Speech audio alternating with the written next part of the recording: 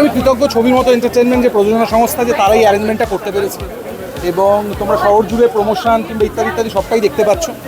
সুতরাং যে কোনো ধরনের এই ধরনের ইভেন্টকে সাকসেসফুল করার জন্য সবথেকে বড় যার হাত থাকে সেটা হচ্ছে প্রযোজনা সংস্থা।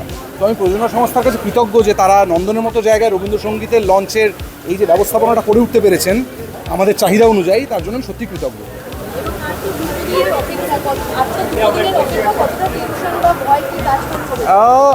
আমার একটা টেনশন কাজ করছে যে এই ধরনের ছবি যেহেতু আমি প্রথমবার বানাচ্ছি এবং এই ছবিটার সাথে যেহেতু ব্যক্তিগত অনেক বক্তব্য, ব্যক্তিগত ভাবনা অনেকটা জড়িয়ে আছে এবং এটা তথাকথিত এখন যে ধরনের সিনেমার মেকিং স্টাইল সেটার একেবারে বাইরে, তাই একটু টেনশন কাজ করছে যে মানুষ কাঁদবে কিনা, মানুষ হাসবে কিনা, যারা সিনিয়র মানুষজন, যারা আমাদের বাড়ির বয়োজ্যেষ্ঠ, তাদের কোথাও গিয়ে পুরোনো দিনের কথা মনে পড়বে কিনা, এগুলো নিয়েই প্রথমবার সিনেমা রিলিজের সময় আমার একটু ভয় কাজ করছে।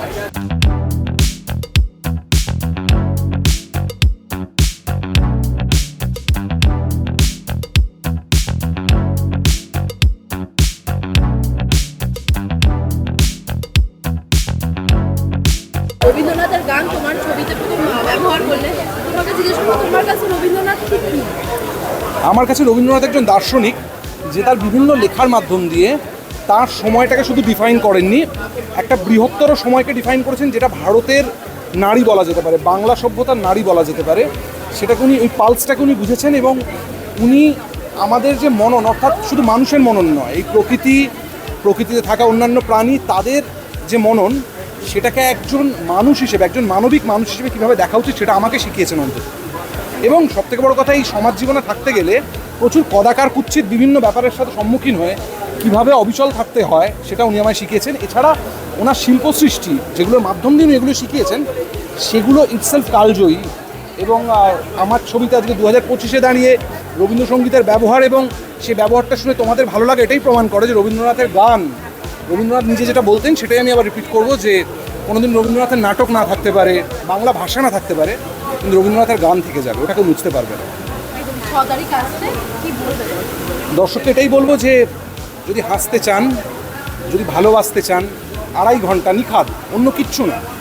এবং বাঙালি যে যাপনটা আমরা সবাই মিস করি না, ছাদে ভাই বোনেদের সাথে আড্ডা, বাড়ির সবাই মিলে নাটক করা, এইগুলো যদি আবার ফেরত পেতে চান 2.5 ঘন্টার জন্য, এবং যদি ভালো থাকার চাবিকাঠির একটা উপায় একবার জানতে চান, একবার রাজ দেখে ফেলতে পারেন। আমার মনে হয় যদি আপনাদের সেই আনন্দটা আমরা দিতে পারি, আপনারা একবার নয় বারবার দেখবেন।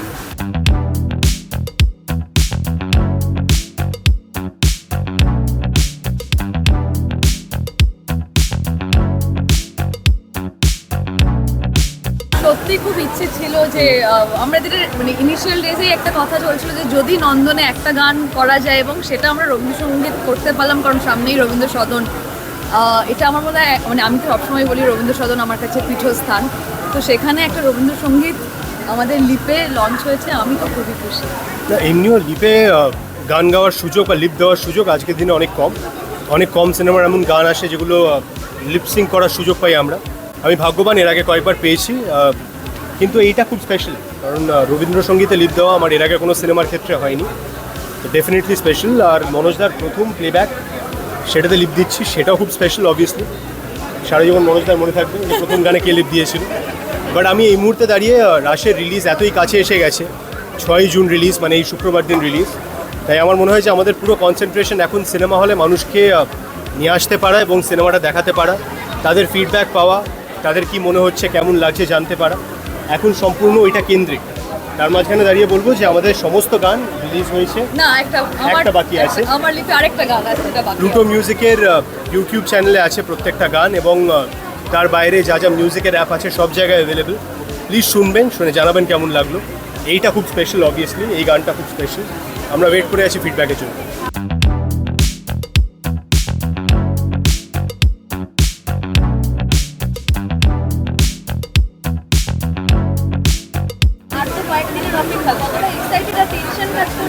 কিছু ঘন্টার অপেক্ষা, কিছু ঘন্টার, আর তো 48 ঘন্টা। তো আমরা সারাদিন, মানে আমাদের প্রমোশনের জন্য আমরা বেশিরভাগ সময় গত 1 সপ্তাহ ধরে একসাথেই কাটাতে হচ্ছে, একটাই কথা বলছি যে কী হবে। তো অবশ্যই একটা এক্সাইটমেন্ট আছে, কারণ যারা দেখেছেন আমাদের ক্রুয়ের পার্ট থেকে আমাদের ডিরেক্টর, অ্যাসিস্ট্যান্ট ডিরেক্টর, তারা বলেছেন ভালো লেগেছে। যেহেতু তারাও দর্শক, তাদের মতামতটা ইম্পর্টেন্ট, কিন্তু যারা হলে আসবেন তাদের যাতে ভালো লাগে এবং তারা যাতে সঠিক সময়ে হলে শো পান, এটাও একটা বাংলা সিনেমা সম্পূর্ণ চলে আমাদের অডিয়েন্সের ওয়ার্ড অফ মাউথে। তাদের যদি ভালো লাগে সেই কথা যদি তাদের বা সেই বার্তা যদি তাদের চেনা মানুষদের কাছে পৌঁছয়, তাহলে আমরা বাংলা সিনেমা অনেক দিন পর্যন্ত সিনেমা হলে ধরে রাখতে পারি, চালাতে পারি রমরমিয়ে। তো সেইটা এই মুহূর্তে আমাদের অবভিয়াসলি সব থেকে ইম্পর্টেন্ট জিনিস। আমরা সবাই মুখিয়ে আছি সেটা দেখার জন্য। আর মাত্র কয়েকটা ঘন্টা, শুক্রবার দিন সকাল থেকে আমাদের নানান সিনেমা হলে নানান শোয়ে সিনেমা দেখা যাবে। তো আমি এই মুহূর্তে just keeping my fingers crossed and praying যাতে অডিয়েন্স এসে হলে দেখেন এবং আমাদের জানার জন্য। এবং এটাই একটাই কথা বলার তোমাদের মাধ্যমে, যে যদি ভালো লাগে বা খারাপ লাগে, যেটাই লাগবে সেটা যেন অবশ্যই জানানো হয় সোশ্যাল মিডিয়ায়, কারণ এটা ভীষণ গুরুত্বপূর্ণ আজকের দিনে দাঁড়িয়ে ছবির দিনে।